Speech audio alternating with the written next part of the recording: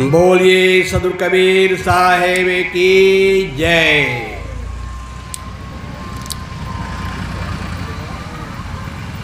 विश्ववंदनीय संत सम्राट सदगुरु कबीर साहेब, मंच पर विराजमान पूजनीय संत समाज,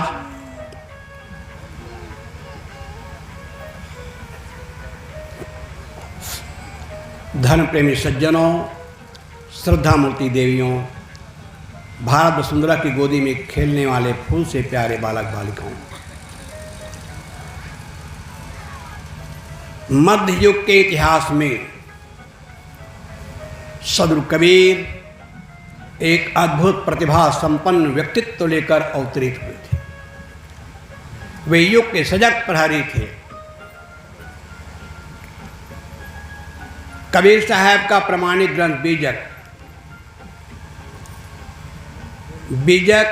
शब्द 23 पद लंबा है, इसलिए मैं बीज का अंश ले रहा हूं इसमें से। रेण रूख भय मलयागिर 34 फूटी बासा, 3 लोग ब्रह्मांड खंड में अंधरा देखे तमाशा। पंगा मेर सुमेर उलंघे त्रिभुवन मुक्ता डोले, गूंगा ज्ञान विज्ञान प्रकाशे अनहद बानी बोले। शायद इतने पर बोल पाऊंगा, बीचों बीच का ले रहा हूं मैं। रेण रूख भय मलयागिर, यहां तो किसान लोग हैं, रेड़ी खेती होती है, तो रेड़ का जो पेड़ होता है वो छोटा होता है।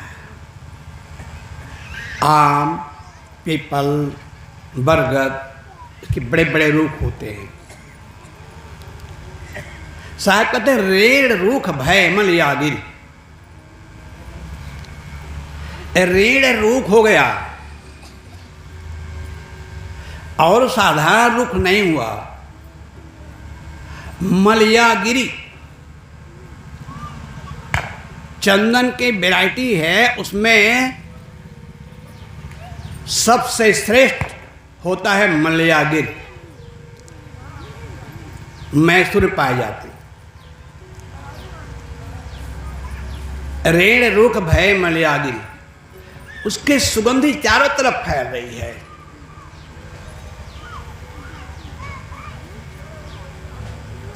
गोस्वामी तुलसीदास जी ने रामचरितमानस के शुरुआत में वंदना में, खासकर गणेश जी की वंदना में लिखते हैं कि जय सुमिरत सिद्ध होए गणनायक करिवर वदनम, करो अनुग्रह सोए बुद्धिराज शुभगुम सुधनम,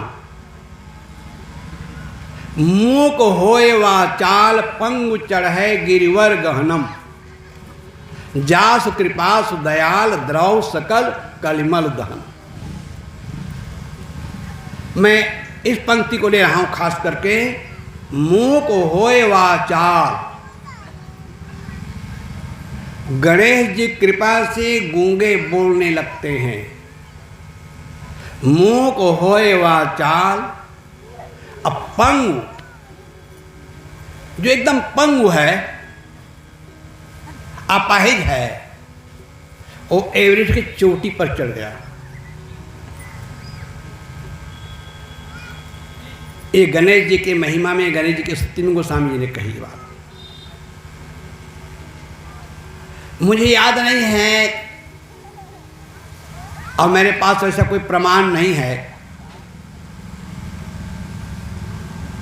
कि किसी ने गणेश जी उपासना की हो और वो गूंगा आदि बोलने लगा हो, अब पंगु आदमी हिमालय की चोटी पर चढ़ा हो। वैसे आरती में जरूर कहते हैं जय गणेश जय गणेश जय गणेश देवा, अंधन को आंख देत कोढ़ीन को काया, बांझन पुत्र देत निर्धन को माया। मुझे इस पर ताज़ा उदाहरण याद आता है। अपने परिवार में से चाची जी थे, उसके लड़के नहीं थे। मेरी जानकारी है कि वो कब से गणेश बैठा रही थी, पूजा करती आ रही थी। मर गई लेकिन लड़का नहीं हुआ। ये जो मैंने देखा वो कह रहा हूं मैं आपको। आप कहीं होता भैया वो अलग बात है, लेकिन जो मैंने देखा है वो बता रहा हूं आपको। तो हम महिमत गाते जरूर हैं। अंधन को आंख देत कोढ़ी नुकाया, बांधन पुत्र देत निर्धन को माया, ये गाते हैं। लेकिन प्रैक्टिकल में, अनुभव में ये बातें नहीं आती है। अब इस साखी को, इस पंक्ति को, इस चौपाई को मैं कबीर साहब पर सोचता हूं। मैं कबीर साहब पर जब तुलना करता हूं, सोचता हूं, इसके विषय पर चिंतन करता हूं, तो ऐसा लगता है मूक होए वाचाल, गूंगे बोलने लगे। मैंने कल कहा था, प्रसंग अनुसार थोड़ा उसको रिपीट कर रहा हूं। इस समाज गूंगो बहरों का सा जीवन जी रहा था। दास प्रथा चलती थी। जो इतिहास के विद्यार्थी हैं, राहुल सांकृत्यायन के ओलगा से गंगा पढ़े हैं, अरंगे राघव के महायात्रा गाथा पढ़े हैं, धर्मशास्त्र इतिहास पढ़े हैं, इतिहास पढ़ने पर खून के छींटे पढ़े हैं, और भी इतिहास ग्रंथों पढ़े हुए जानते हैं कि दास प्रथा थी। आदमी बेचने खरीदे आते थे, और जिनको खरीद कर लाया जाता था उनको इतनी यातनाएं दी जाती, इतनी पीड़ा दी जाती थी कि उफ नहीं कर सकता था। ऐसे लोग जो गूंगे बहरे का सा जीवन जी रहे थे, उसको कबीर साहब ने वाणी दी। जो भैंसा को वेद पढ़ाने की कहानी कबीर पंथ में प्रचलित है, कबीर साहब भैंसा को वेद पढ़ाया। ये कहानी तो काल्पनिक है सज्जनों, कोई भैंसा वेद नहीं पढ़ सकता है। लेकिन इसका व्यंजना में अर्थ अगर हम ले तो ये समाज भैंसा हो गया था। क्यों भैंसा हो गया था? विद्या शिक्षा से वंचित समाज भैंसा तो क्या हो जाएगा, क्या होगा? ये समाज भैंसा होगा। ये है गूंगों को, मैंने कल कहा था कबीर गूंगों की आवाज थे। कबीर साहब के ठीक 100 साल बाद गोस्वामी तुलसीदास जी हुए। सम्मत 1631 करो कथा हरिपद धर सीसा। विक्रम सम्मत 1631 में गोस्वामी ने रामचरितमानस की रचना की, और कबीर साहब का जन्म हुआ 1455 विक्रम संवत। इतने दिनों में इतना अंतर आ गया। गोस्वामी जी को रामायण उत्तरकांड में लिखना पड़ा, बाधई शूद्र द्विजन सन हम तुम ते कचुघाट, जानहि ब्रह्म सो विप्रवर आंख दिखावहि डांट। शूद्र लोग बाध करते हैं, मत समझना।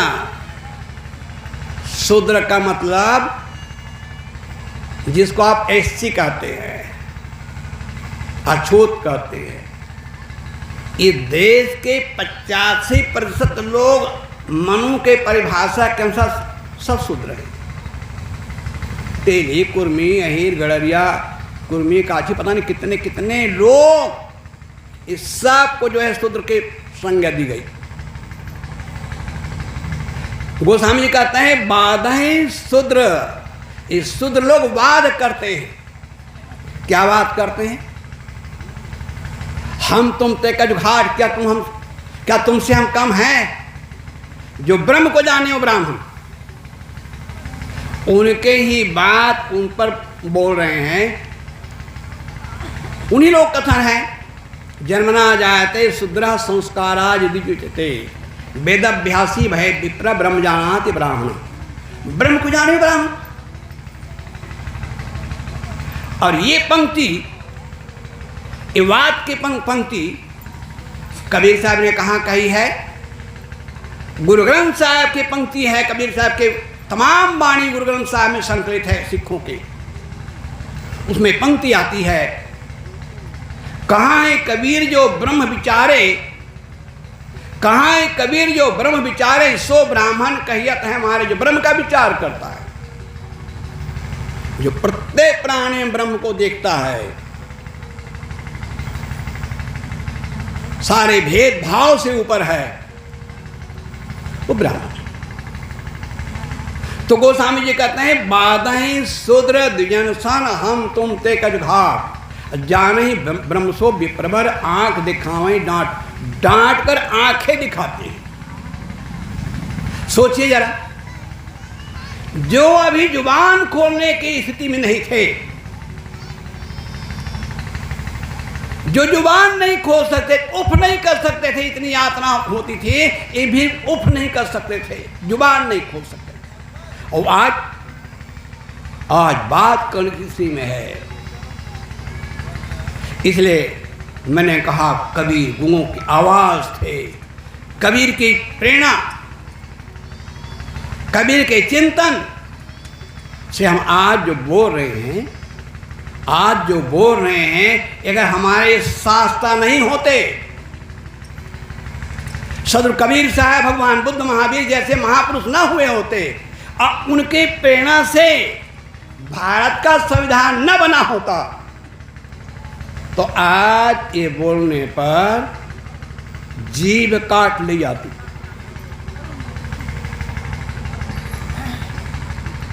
गौतम धर्म सूत्र, गौतम धर्म सूत्र में एक श्लोक है, अथहास वेद मुक्सुन्न तत्र पुजतुभ्याम स्रोत परिपूर्णम मुदाहरणे जिभ्या चदो धारणे शरीर भेदा। शूद्र के कान में वेद के मंत्र पड़ जाए, कहीं से भूले भटके सुन लिए, तो उसके कान खौलता हुआ तेल या पिघला हुआ शीशा से भर देना चाहिए। उस सुनने की जरूरत कैसी की? अगर वो उच्चारण करता है, तत्सवितुर्वरेण्यं भर्गो देवस्य धीमहि धियो यो नः प्रचोदयात्, तो गौतम कहता है उसकी जीभ काट लेनी चाहिए। अगर उसने कोई मंत्र को याद कर लिया है, कंठस्थ कर लिया है, तो कहते हैं उसके 2 टुकड़े कर देने, जान से मार डालना चाहिए। ये मैं आपको शास्त्र उदाहरण देकर बता रहा हूं, ये मेरी बात नहीं है। और इस बात को मन में समर्थन किया उनके पीछे आने वाले स्वामी शंकराचार्य, रामानुजाचार्य और यहां तक रामानंदाचार्य ने अपने आनंद भाषण को दोहराया, समर्थन किया। इसलिए मैंने कहा कि मुख होए वाचाल पंग चढ़े गिरवर गम। पंग, हम पंग हो गए थे। भाग्यवान भगवानवाद, ये 2 वाद ने हमें इतना कमजोर कर दिया था कि संसार के सिरमौर प्राणी ज्ञान विज्ञान के जनक मानव के लिए कहा गया तो अल्पज्ञ है, किंचिज्ञ है। गोस्वामी जी ने लिखा, उमा दारियो सित की नाई समझ न चावत राम गोसाई। दारू कहते हैं लकड़ी। जैसे लकड़ी कठपुतली को सूत्रधार डेरे में नचाता है, उसके इशारे पर, सूत्रधार के इशारे पर कठपुतली नाचती है, ऐसे आदमी क्या है? वो तो कठपुतली है। भगवान सूत्रधार जैसे नचा, उसको नाचना पड़ेगा। दूसरा उदाहरण देते हैं, नट मर कट यू सबई नचावत राम खगेश वेद यश गावत। जैसे बंदर को मदारी नचाता है, जैसे इशारा करता है बंदर नाचता है। ऐसे संसार के प्राणी कैसे हैं, ये मनुष्य कैसे हैं, नर नारी कैसे हैं, बंदर के समान है। भगवान को जैसे नचाल नाचना।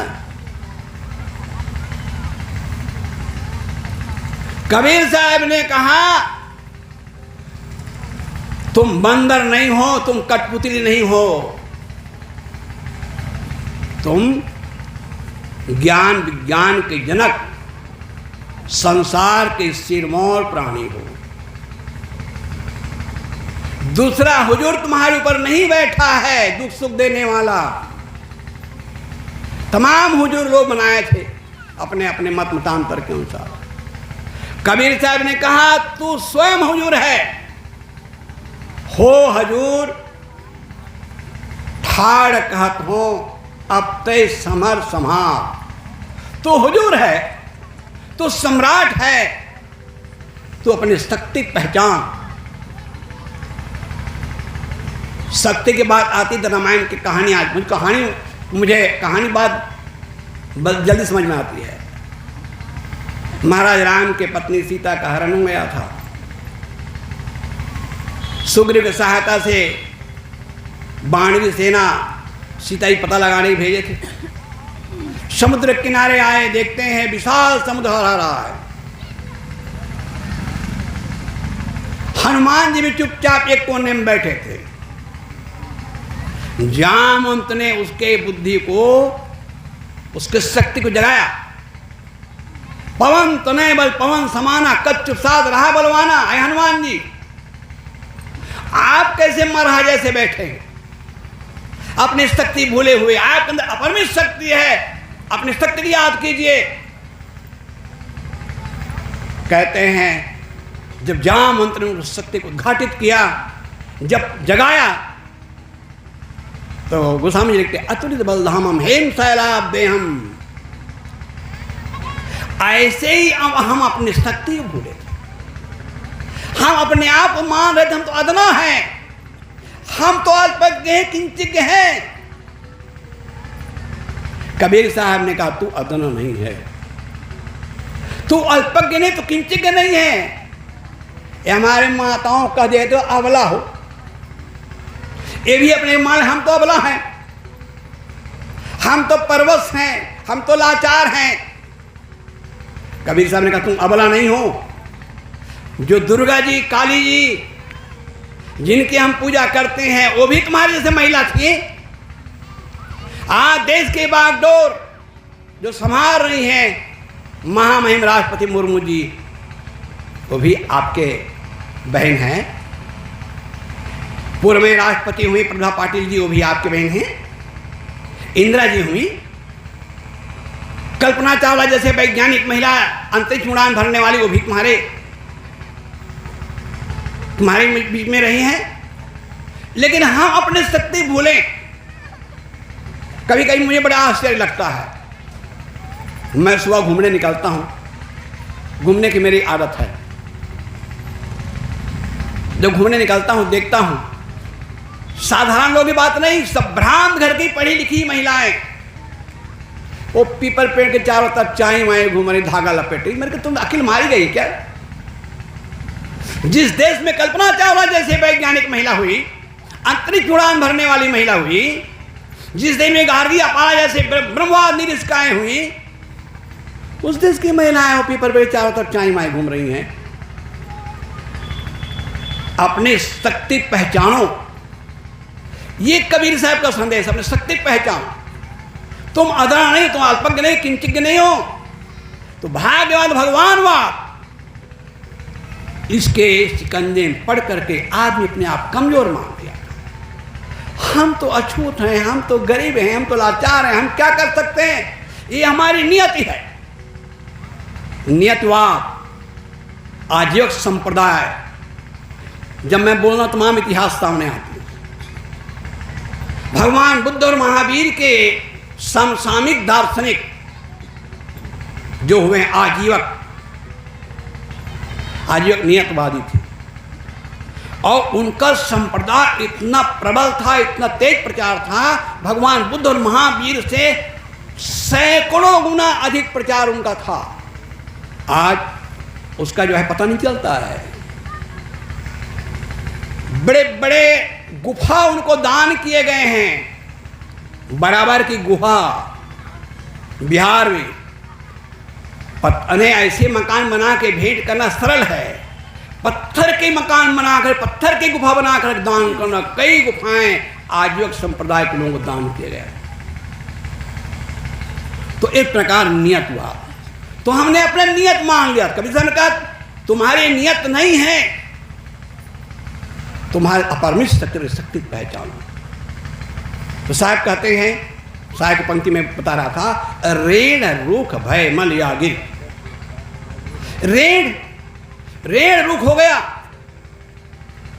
और मलयागिरी हो गया। भगवान बुद्ध ने कहा धम्मपद में, ऐ भिक्षुओं, फूल की सुगंधी एक दिशा विशेष को सुवासित करती है, लेकिन महापुरुषों के त्याग तक उनके दिव्य रहने की सुगंधी दिग दिगांतर को सुवासित करती है। ऐसे ये जो महापुरुष हुए, सदगुरु कबीर साहब हुए, संत रैदास हुए, सेन जी, धना जी, पीपा जी गागरौनगढ़ के राजा।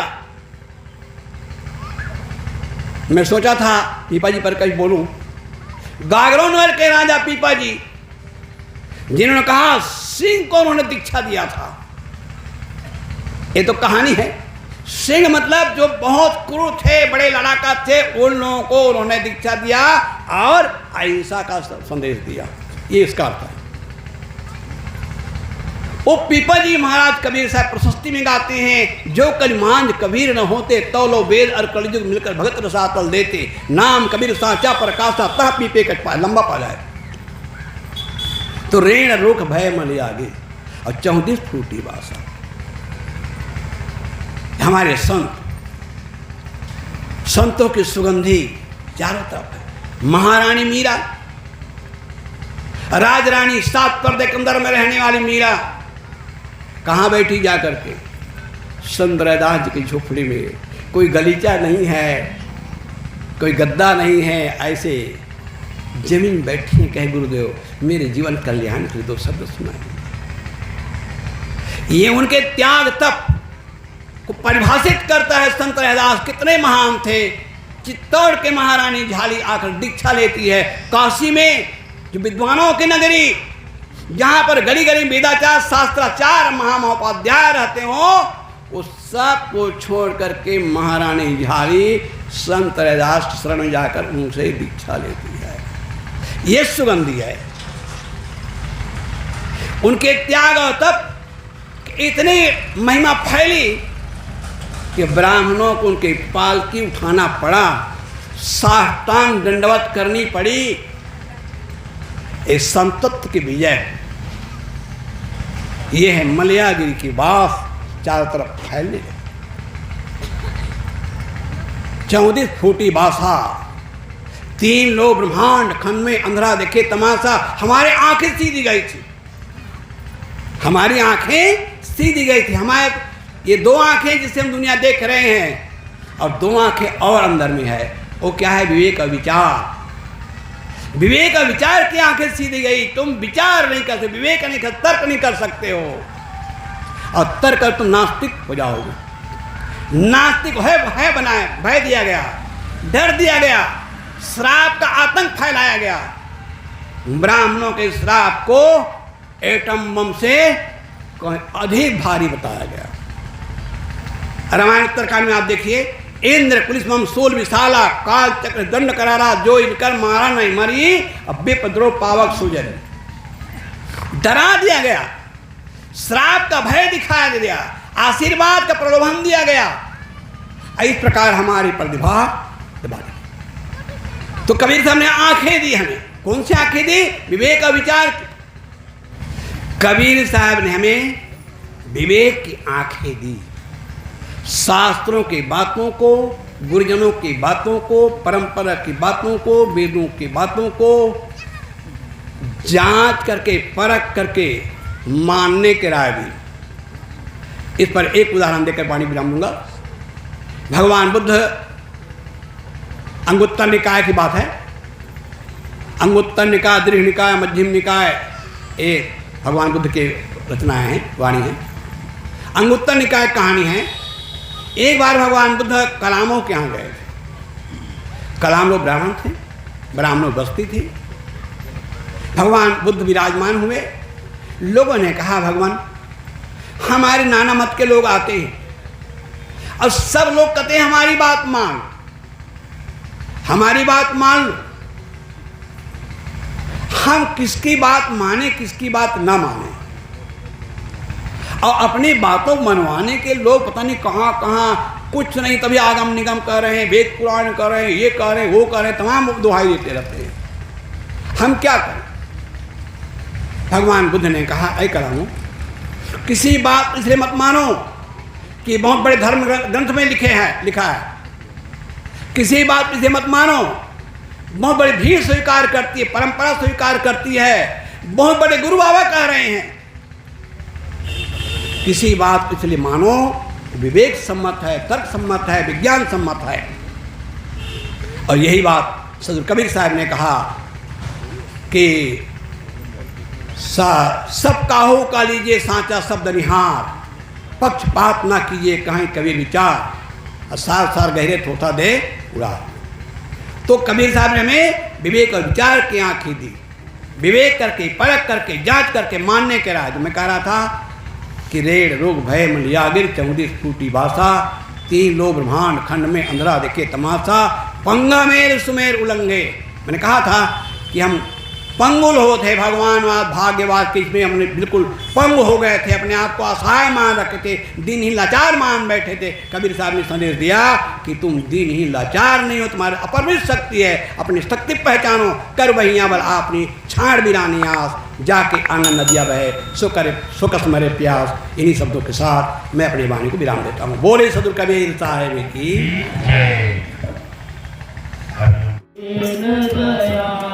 दयाल साहेब सारथी है।